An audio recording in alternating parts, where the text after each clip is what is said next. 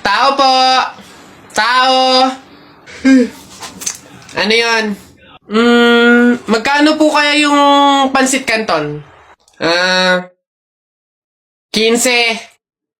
Ay, teka lang po ate. Yung ano po kaya, yung suka po, magkano? Suka.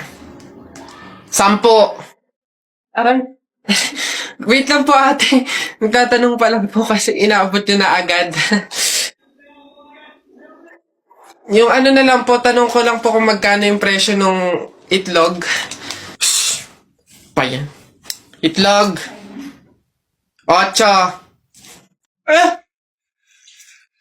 Ay! Teka lang kasi! Putik na iyan! Iba yung nabili sa nagtatanong lang. Nagtatanong lang ako, nasa harapan ko na agad. Tapos pag hindi binili, iirap-irap kayo. Mga tinderang to. Ay, pasensya na. Magkano to lahat? Pabalot. Alanay!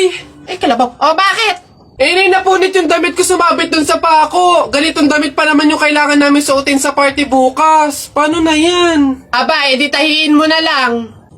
Aba, bawal yun. Hindi pwede. Pamahiin na bawal magtahi ng gabi at malas daw yun sa pamilya. Halay, anong gagawin ko? Pamahiin pa kasi. Anak, suotin mo na. Kaysa naman sumuway tayo sa pamahiin, may mangyari pang masama. Suotin mo na, wala na tayong magagawa dyan.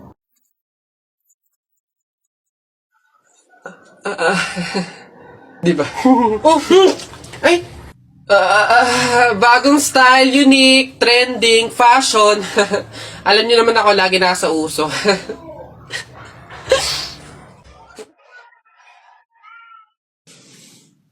Huh? Uy, Mare! Uy, Mare! Bakit? Napapansin ko, ba't parang ang lungkot mo ngayon? Nako, Mare, minsan kasi naiisip ko kung makakapunta ba ako sa langit pag namatay ba ako, ganun. Sus, yun lang pala eh. Alam mo, may solusyon ako dyan sa iniisip mo. Ha? Solusyon? Ano naman yun, Mare? Di ba mahiin? Alam mo, sabi kasi nila, 24 hours daw na bukas yung gate ng langit tuwing Pasko. So, kung sino daw yung namatay ng Pasko, swerte daw yun kasi daw, diretso na daw agad sa langit yun. So, Mare, tara na, let's G? Ha? Aba sira. Ay, bakit, Mare?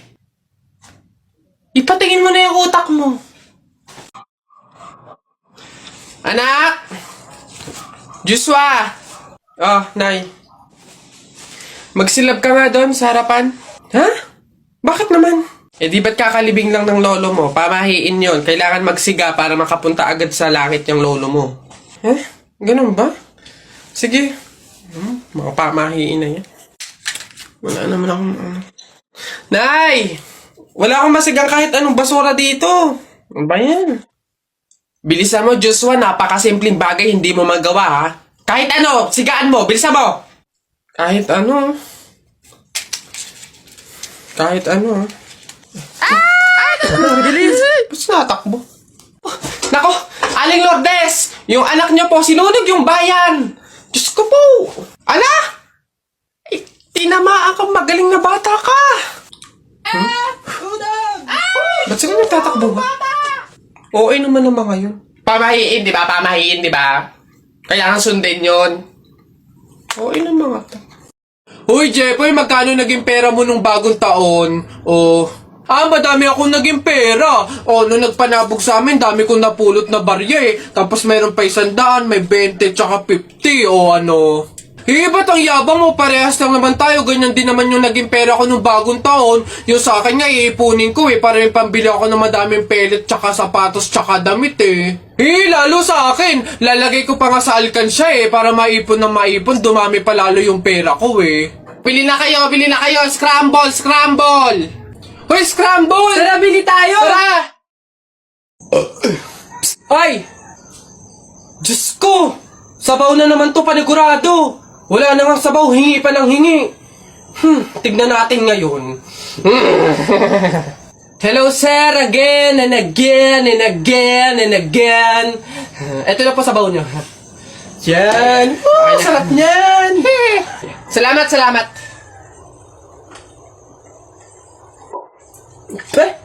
Hoy! Hoy, sir, bakit? Hoy, ano to?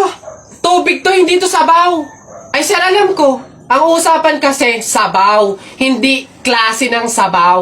Aba, bastos to. Palitan mo to. Sasabi ko sa'yo, palitan mo to. Ay, wow! Kayo pa tong galit, ha? Eh, malamang ubos na yung sabaw namin. Kakahingi nyo. Pang 100 sabaw lang naman yung hiningi nyo kanina. Kaya naubusan na kami. Kapal naman ito. Buto-buto na nga yung ulam nyong manok. Para lang mapakinabangan nyo yung only rice namin, kaya ka nagsisabaw ng sisabaw dyan. Ha, ganon. Eh, anong gagawin ko dito? Ah, hindi mo alam yung gagawin mo? Ako alam ko. Isabaw mo yan sa only rice mo. Gawin mong sabaw tubig. Ito. Teacher, may tanong po ako sa'yo kung talagang matalino ka sa math. Ay nako, Tutoy, bata ka pa eh, mapapahiya ka na. Kaya nga math teacher eh, mahusay sa math. Ano ba yung tanong mo?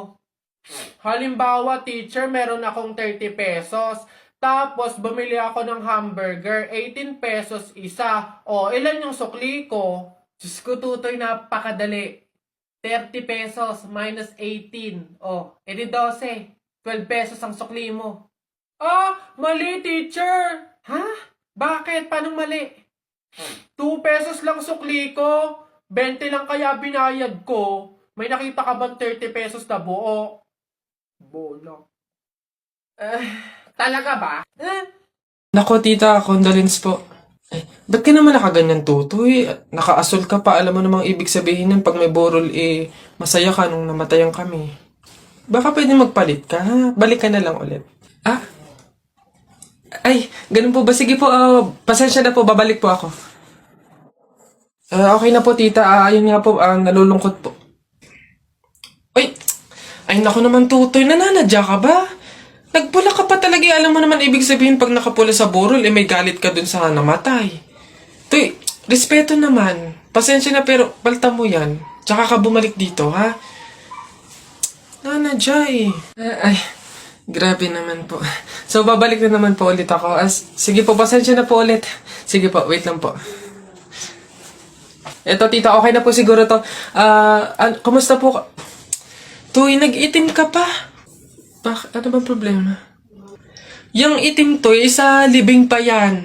Anong pinapakita mo? Anong pinapahiwatig mo na gusto mo nang alisin to sa amin? Na gusto mo nang ihiwalay tong pamilya namin, ha? Ay, hindi naman po sa ganun, tita. Sadyang hindi ko lang po alam na may mga color coding po pala pag may burol. Hindi ko po alam na may pamahiin po pala kayong sinusunod.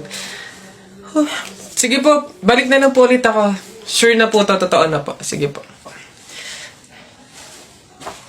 Ayan.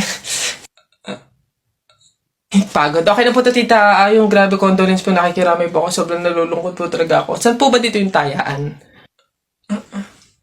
Ay, doon po sa dulo. Sige po. Salamat po.